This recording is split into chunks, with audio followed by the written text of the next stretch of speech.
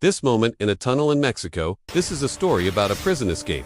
But there's also a story about this one guy, a fairly short guy, El Chapo, they called him. He's a Robin Hood-like figure who built a massive drug empire, became one of the richest people on earth. He was able to command the loyalty of everyone around him. Intense music, not just members of his drug cartel, but also prison staff, police, military, elected officials at all levels, and even in other countries. Speaking foreign language, so let me tell you the story of El Chapo and how he pulled off what I think is the greatest prison escape of all time. Intense music. Joaquín Archivaldo Guzmán Loera grew up in a village cradled in the mountains of northern Mexico. He grew up in a poor, abusive home, but found a way out in the form of moving drugs. Marijuana, opium, and soon cocaine were increasingly in demand to the north. By the age of 15, him and his cousin had their own marijuana plantation. He eventually rose the ranks to become the leader of what would soon be one of the top drug cartels on earth. Sinaloa Cartel that moved a variety of drugs to the US and Europe, and soon all over the world. Speaking foreign language, Guzmán wasn't tall, 164 centimeters, like 5 feet, 6 inches. This is what earned him his nickname of Shorty, El Chapo, and that is what I'll be calling him for the rest of the video. As El Chapo got deeper and deeper into the drug business, he proved to be a master of logistics. He revolutionized the way that drugs were smuggled north. He would eventually go on to specialize in building tunnels, a lot of them under the US-Mexico border, not just like 1 or 2,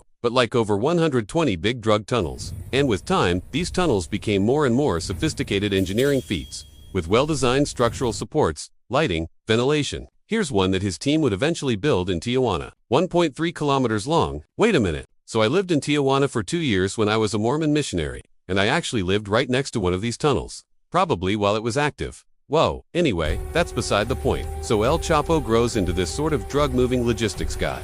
But eventually law enforcement catches on, and soon he's on the run. Speaking foreign language, the police are chasing him, and he's moving south. He's attracted too much attention, so he's trying to leave the country. He crosses into Guatemala, right here at a border crossing. Wait, I've also been at this border crossing. I once rode with a bunch of young dudes too illegally.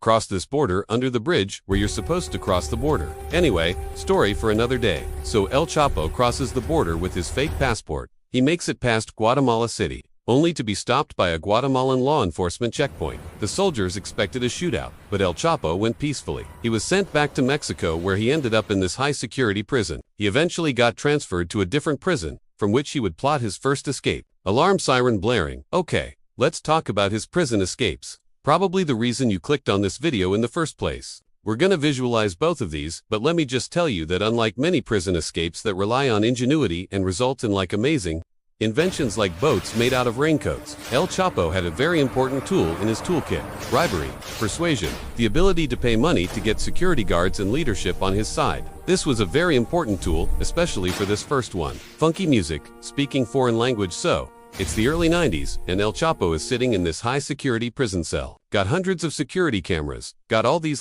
fancy electric doors. It's got these big towers, 360-degree view of the facility. This place is secure, but because he is a master of bribery and persuasion, within a short time, he cozies up to guards and recruits them to his side. He supports their family, he gives them generous payouts, and in exchange, he gets all kinds of things. Speaking foreign language, I mean, he's kinda living the life in prison. Still, running his cartel from within these prison walls, thanks to all of this bribery that he has successfully done to sway these guards onto his team. Speaking foreign language, but soon there's talk of the Mexican government sending El Chapo to the United States to potentially be tried and imprisoned there. That would not be good for El Chapo, so by the early 2000s, he starts plotting his first escape. Funky music, by the way. How are you liking the 3D style of this video? It's kind of new for us. We're deeply inspired by the YouTube channel, Fern, that we love and who also made an El Chapo video. You should go check that out. Let us know what you think. Also, did you know that we're reinventing journalism over at New Press? Trying to create a community-led journalism effort where all of you can participate in influencing how these videos get made,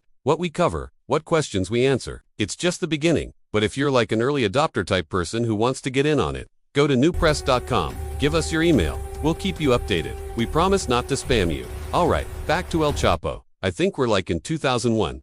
Upbeat music, so January 19th, 2001. It's the final call for lights out. The guards have done their final checks, and most inmates are settling in for the night, like they do every night. But El Chapo is anxiously awaiting in his cell. He's made some plans with one of the corrupt guards, or several actually, and when the time arrives, in comes his trusted prison guard who works in the prison laundry. This guy's name is El Cheeto.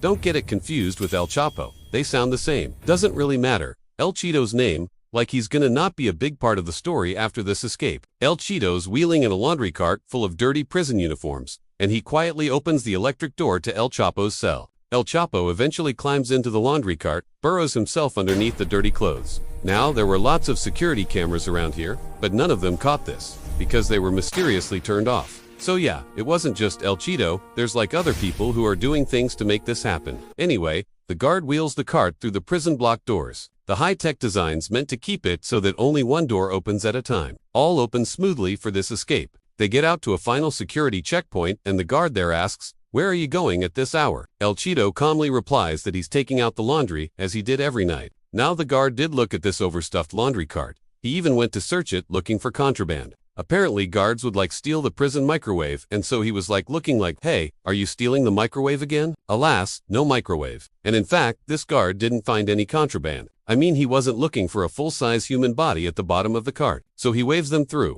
They're now in the parking lot. Just one wall and checkpoint away from freedom. But they're still gonna have to pass through this car checkpoint to get out of the prison walls. First, they get to the car, a Chevy Monte Carlo. Monte Carlo. I don't know what year this one was, but this one from the 70s is super sick. The one from 2006 is like the most uninspiring vehicle I've ever seen in my life. Anyway, El Chapo is in the trunk of the Chevy Monte Carlo. Year unknown. Intense music. El Cheeto gets in the car and starts driving to the main gate, and this is where they get to the final guard. But it's late at this point. It's the end of this guy's shift.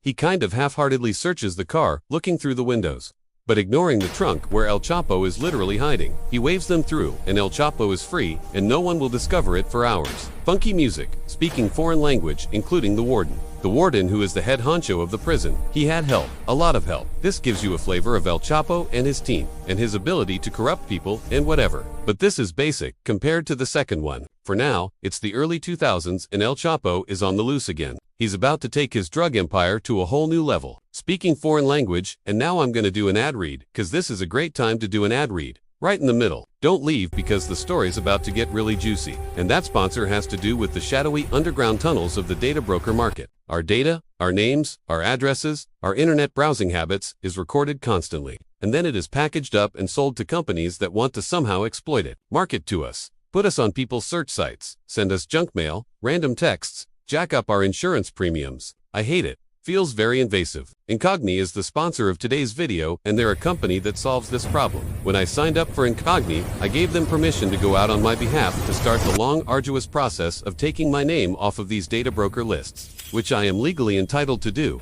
but it's really cumbersome and hard to do. So Incogni does it for me, and what I get to do is watch it all happen in the background. They have this really cool dashboard where I can see all of the hundreds of requests that they are currently working on, and the ones that have been successful. And there have been hundreds that have been successful. You can even request a specific site that you want your data taken off of. With the unlimited plan,